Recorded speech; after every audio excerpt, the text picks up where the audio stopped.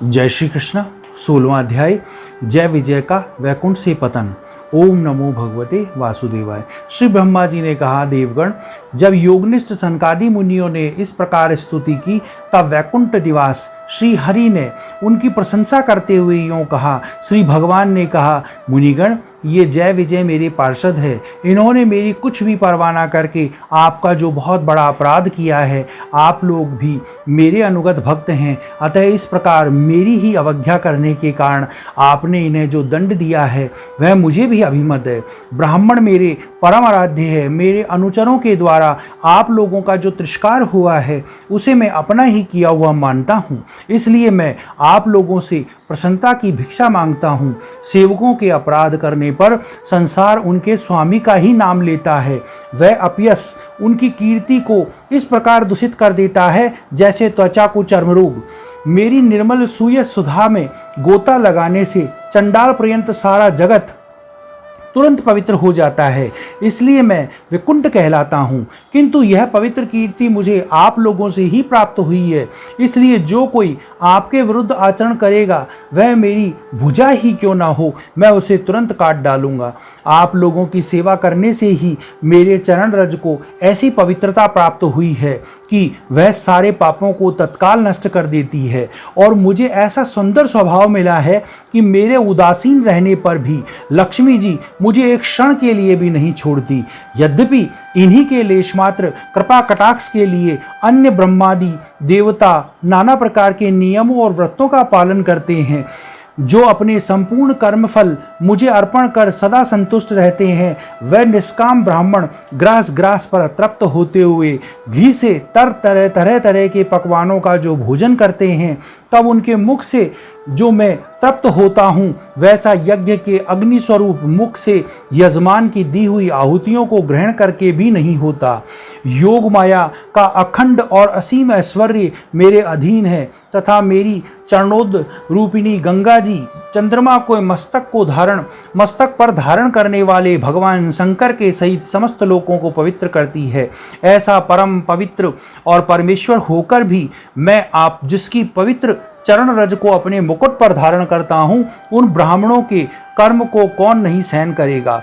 ब्राह्मण, दूध देने वाली गोएं और अनाथ प्राणी यह मेरे ही शरीर हैं। पापों के द्वारा विवेक दृष्टि नष्ट हो जाने के कारण जो लोग इन्हें मुझसे भिन्न समझते हैं, उन्हें मेरे द्वारा नियुक्त यमराज के ग्रह जैसे दूध, जो सर्प के समान क्रोधी है, अत्यंत क्रोधित होकर अपनी चोंच से नोचते हैं। ब्राह्मण तिरस्कार पूर्वक कटु भाषण भी करे तो भी उसको जो उसमें मेरी भावना करके प्रसन्नचित्त से तथा अमृत भरी मुस्कान से युक्त मुख कमल से उसका अनादर करते हैं, तथा जैसे रूठे हुए पिता को पुत्र और आप लोगों को मैं मानता हूँ, उसी प्रकार जो प्रेम पूर्ण वचनों से प्रार्थना करते हुए उन्हें शांत करते हैं, वह मुझे अपने वश में कर लेते हैं। मेरे इन सेवकों ने मेरा अभिप्राय न समझकर ही आप लोगों का अपमान किया है, इसलिए मेरे अनुरोध से आप केवल इन्हें इतनी कृपा कीजिए कि इनका यह निर्वसन काल शीघ्र ही समाप्त हो जाए। यह अपने अपराध के अनुरूप अधम गति को भोगकर शीघ्र ही मेरे पास लौट आए। श्री ब्रह्मा जी कहते हैं, देवताओं, सनकादि मुनि क्रोध रूप सर्प से ढसे हुए थे, तो भी उनका चित्त अंतःकरण को प्रकाशित करने वाले भगवान की मंत्रमयी सुमधुर वाणी सुनते सुनते तृप्त नहीं हुआ।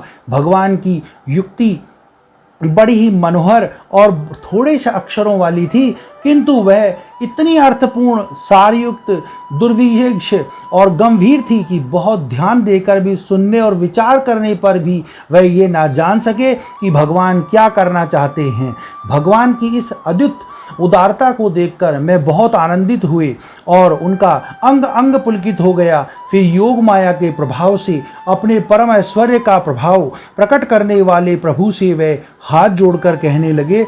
मुनियों ने कहा, स्वयं प्रकाश भगवान, आप सर्वेश्वर होकर भी जो यह कह रहे हैं, यह आपने मुझ पर बड़ा अनुग्रह किया है, सो इससे आपका क्या अभिप्राय है, हम यह नहीं जान सके हैं। प्रभु, आप ब्राह्मणों के परम हितकारी हैं, इससे लोक शिक्षा के लिए आप भले ही ऐसा माने कि ब्राह्मण मेरे आराध्य देव हैं, वस्तुतः तो ब्राह्मण और देवताओं के भी देवता ब्रह्मादि के भी आप ही आत्मा और आराध्य देव है। सनातन धर्म में आपसे ही उत्पन्न हुआ है और आपके अवतारों के द्वारा ही समय समय पर आप उसकी रक्षा होती है तथा निर्विकार स्वरूप आप ही धर्म के परम गहन रहस्य हैं। यह शास्त्रों का मत है। आपकी कृपा से निर्वृत्ति परायण योगी जन सहज में ही मृत्यु रूप संसार सागर को पार हो जाते हैं। फिर भला दूसरा कोई आप पर कृपा क्या कर सकता है। भगवान, दूसरे अनार्थी जन जिनकी चरण रज को सर्वदा अपने मस्तक पर धारण करते हैं, वह लक्ष्मी जी निरंतर आपकी सेवा में लगी रहती है, सो ऐसा जान पड़ता है कि भाग्यवान भक्तजन आपके चरणों पर जो न्यूनतम तुलसी की मालाएं अर्पण करते हैं, उन पर गुंजार करते हुए भोरों के समान वह भी आपके पदपद्मों को ही अपना निवास स्थान बनाना चाहती है, किंतु अपने पवित्र चरित्रों से निरंतर सेवा में तत्पर रहने वाली उन लक्ष्मी जी का भी आप विशेष आदर नहीं करते। आप तो अपने भक्तों से ही विशेष प्रेम करते हैं, अतः स्वयं ही संपूर्ण भयनीय गुणों का आश्रय हैं। क्या जहाँ जहाँ विचरते हैं ब्राह्मणों के चरणों में लगने से पवित्र हुई मार्ग की धूलि और श्रीवत्स का चिन्ह आपको पवित्र कर सकते हैं? क्या इनसे आपकी शोभा बढ़ सकती है? भगवान, आप साक्षात धर्म स्वरूप हैं। आप सत्या की तीनों युगों में प्रत्यक्ष रूप से विद्यमान रहते हैं तथा ब्राह्मण और देवताओं के लिए तप, शौच और दया अपने इन तीनों चरणों से इस चराचर जगत की रक्षा करते हैं। अब आप अपनी शुद्ध सत्वमयी वरदायिनी मूर्ति से हमारे धर्म विरोध रजोगुण तमोगुण को दूर कर दीजिए। देव, यह ब्राह्मण कुल आपके द्वारा अवश्य रक्षणीय है। यदि साक्षात धर्म रूप होकर भी आप सुमधुर वाणी और पूजनादि के द्वारा इस उत्तम कुल की रक्षा न करें, तो आपका निश्चित किया हुआ कल्याण मार्ग ही नष्ट हो जाए, क्योंकि लोक तो श्रेष्ठ पुरुषों के आचरण को ही प्रमाण रूप से ग्रहण करता है। प्रभु, आप सत्वगुण की खान हैं और सभी जीवों के कल्याण करने के लिए उत्सुक हैं। इसी से आप अपनी शक्ति रूपा राजा आदि के द्वारा धर्म के शत्रुओं पर संहार करते हैं, क्योंकि वेद मार्ग का उच्छेद आपको अभिष्ट नहीं है। आप त्रिलोकीनाथ और जगत पिता पालक में होकर भी ब्राह्मणों के प्रति इतने नम्र हैं कि इससे आपके तेज की कोई हानि नहीं होती। यह तो आपकी लीला मात्र है। सर्वेश्वर, इन द्वारपालों को आप जैसा उचित समझे वैसा दंड दें अथवा पुरस्कार रूप में इनकी वृत्ति बढ़ा दें। यह निष्कपट भाव से सब प्रकार आपके सहमत हैं, अथवा हमने जो यह निरपराध अनुचरों को शाप दिया है, इसके लिए हम ही को उचित दंड दें। हमें यह भी सहर्ष स्वीकार है। श्री भगवान ने कहा, मुनिगण, आप उन्हें जो शाप दिया है, सच जानिए वह मेरी ही प्रेरणा से हुआ है। अब यह शीघ्र ही दैत्य योनि को प्राप्त होंगे और वहाँ क्रोध वेश से बढ़ी हुई एकाग्रता के कारण सुदृढ़ योग संपन्न होकर फिर जल्दी ही मेरे पास लौट आएंगे। श्री ब्रह्मा जी कहते हैं, तदंतर उन मुनीश्वरों ने नयनाभिराम भगवान विष्णु और उनके स्वयं प्रकाश वैकुंठ धाम का दर्शन करके प्रभु की परिक्रमा की और उन्हें प्रणाम कर उनकी आज्ञा पा भगवान के ऐश्वर्य का वर्णन करते हुए प्रमुदित हो वहाँ से लौट आए। फिर भगवान ने अपने अनुचरों से कहा, जाओ, मन में किसी प्रकार का भय मत रखो, तुम्हारा कल्याण होगा। मैं सब करने में समर्थ होकर भी ब्रह्म तेज को मिटाना नहीं चाहता, क्योंकि ऐसा ही अभिमत भी है।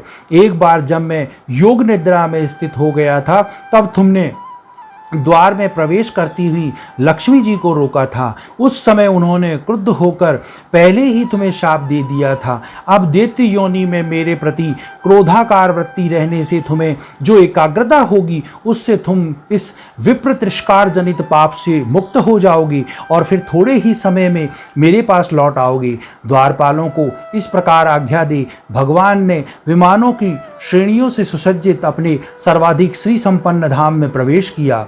वह देवश्रेष्ठ जय विजय तो शाप ब्रह्म शाप के कारण उस अवलंघनीय भगवत धाम में ही श्रीहीन हो गए तथा उनका सारा गर्व गलित हो गया। पुत्रों, फिर जब वह वैकुंठ लोक से गिरने लगे तब वहाँ श्रेष्ठ विमानों पर बैठे हुए वैकुंठवासियों ने महान हाहाकार मच गया।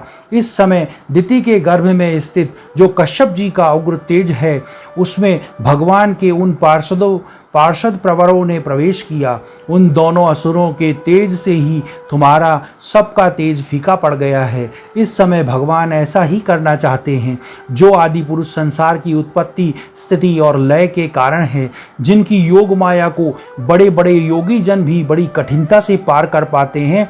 वह सत्वादी तीनों गुणों की नियंता श्री हरि ही हमारा कल्याण करेंगे।